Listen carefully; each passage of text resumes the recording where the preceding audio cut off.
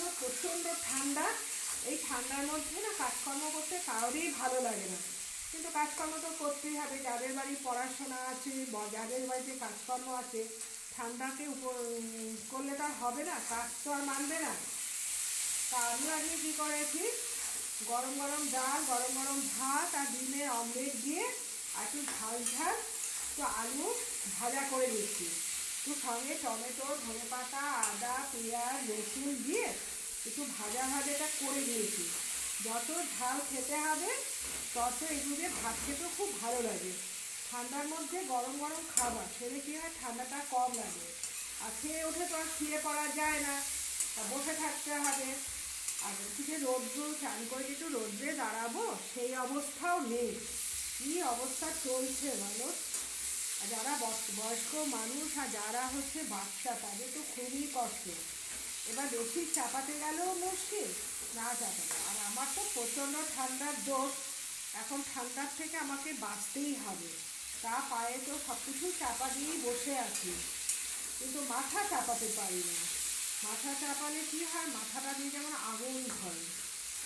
এটা একটু ভাজা ভাজা করেই নিলাম। এটার মধ্যে ডিম দেওয়া যায়, ডিমটাকে আমি আলাদা ভেজে ওপর দিয়ে দিয়ে দেবো। এই আজকাল সোশ্যাল মিডিয়াটা খুব হচ্ছে, এখন মেয়ে মাদেরকে দায়ী করা হচ্ছে। কি মেয়ে মা তো সব দিকেই খারাপ, এখন তারা দেখতে ভালো না। একজন হচ্ছে গায়িকা আর একজন হচ্ছে সিরিয়াল জগতে। এখন মেয়ে মাকে নিয়ে যে কতভাবে নিচে নামাবে ভাবা চাই। যখন তারা সম্পর্ক তৈরি করে, মেয়েকে কেন, মেয়ের 14 গোষ্ঠী পুরুষকেই দেখা উচিত, তাদের পারিবারিক। আর ছেলের বাড়ি তো ধোয়া তুলসী পাতা, এটা তো সবসময় আছে।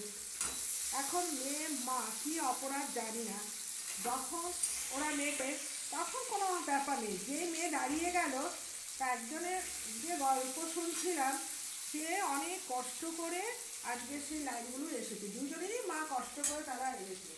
কেউ তো আর সুখ করে একদম আসে না, যে সোনার চামচ, উপর বাটি, এসবই তো আসে না। যাদের জীবনে কষ্ট তারাই বোঝে। এখন মেয়ের মাদেরকে দায়ী করছি। মেয়ের মা তখন বলছে আমাদের কি অপরাধ। আমার মেয়ে যখন আমি দেখতে ভালো না, আমার মেয়ে দেখতে ভালো, দুজনেই মেয়ে দেখতে ভালো। যখন মেয়ে দেখতে ভালো, তাহলে আগেই সেভাবে কথা বলে নিত। আর মেয়েরা কেন মানবে?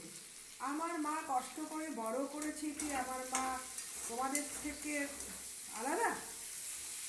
এখন আরেকজনে বললো, আমি যদি বলি তোমার মা দেখতে ভালো না, আমার মা দেখতে গায়ের রং কালো, কিন্তু আমার মার চেহারা ভালো আছে, মুখোশটি ভালো আছে। আর তোমার মা তোকে যদি তুলনা করি, তখন তোমার গায়ে লাগে। কি জগৎ পড়েছে। একটুখানি হালকা একটু লাল করার জন্য একটু চিনিও দিচ্ছি।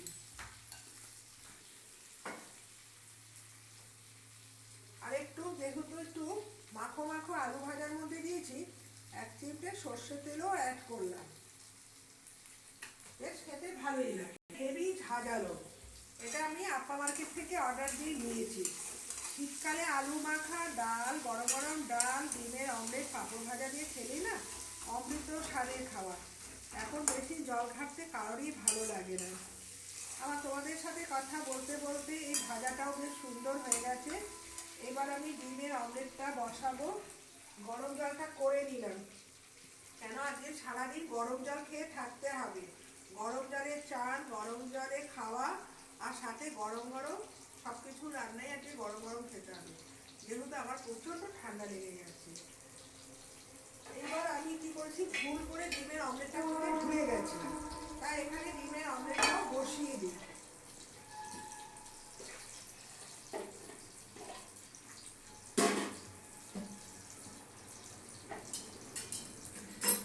এখানে ডিমের অমলেটের জন্য আমার তৈরি করাই আছে, শুধু অমলেটটা বসিয়ে নেব, ব্যাস। একটুখানি তেলও দিয়ে দিলাম, বেশি তেল দেবো না, যেহেতু ওটার মধ্যে তেল দেওয়া আছে। একটা অমলেট করে দিয়ে দিচ্ছি। দেখো কি সুন্দর তরকারিটা হয়েছে বলো। এর মধ্যে শুধু অমলেটটা উপর দিয়ে লেবুন দিয়ে দিতেও পারি বা নাও দিতে পারি। আর এখানে আমার 2 পিস মাছও আছে, 2 পিস মাছও আছে। মাছটা ভাজে ওপর দিয়ে দিয়ে দিই। মাছ ভাজা ডিমের অমলেট দিয়ে খেতে দারুণ লাগবে। মাছটা যেহেতু আগে ভাজিনি, তার জন্য আমি তেলের মধ্যে এটা দিয়ে দিলাম। এইভাবে খাবে ডালের সাথে, খেতে দারুণ লাগবে।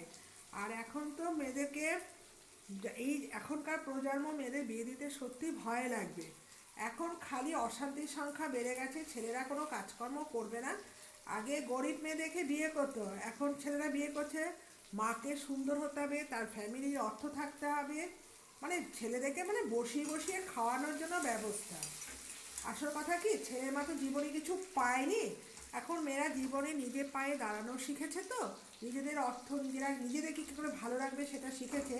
এই জন্য ছেলের মা কী করছে, মেয়ের মাকে উল্টোপাল্টো কথা শোনাচ্ছে, কি মেয়েদেরকে মানুষ করতে পারেনি। আরে বাবা, যে বলছে সে কি মানুষ? সেই যদি মানুষ হতো তাহলে এইভাবে মেয়েদেরকে এইভাবে দিনের পর দিন গঞ্জনা সহ্য করতে হতো না।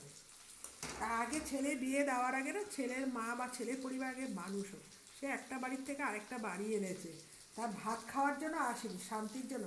যদি তার মানসিক শান্তি যদি নাই দিতে পারে, তার থেকে ছেলে বিয়ে না দেওয়াই ভালো। আমার সাথে থেকো, দেখোই তাকে এটা গরম ভাতের সাথে দারুণ লাগে। এবার ডিমটা এর মধ্যে দিয়ে দিই। তেলটা বেশ সুন্দর গরম হয়ে গেছে। হ্যাঁ, ডিমের অমলেটটা ডালের সাথে খেতে বেশি ভালো লাগে। এর মধ্যে এখন যদি সবাই জল মিশিয়ে বা দুধ মিশিয়ে ডিমের অমলেট করছে, কী হচ্ছে, ডবল হয়ে যাচ্ছে। আমি একদিন করেছিলাম, সত্যি ডবল হয়েছিল। এই করেছি, বেশ সুন্দর টপা টপা ফুলে উঠেছে। এটা একটি ভেজে নিচ্ছি। আর এই ফুলকোটা আমি আর ভাঙবো না, এটা একদম হালকা চাপা দিয়ে ঢেকে রাখবো, আমার সুন্দর হয়ে যাবে। ঠিক আছে, তোমরা সঙ্গে থাকো।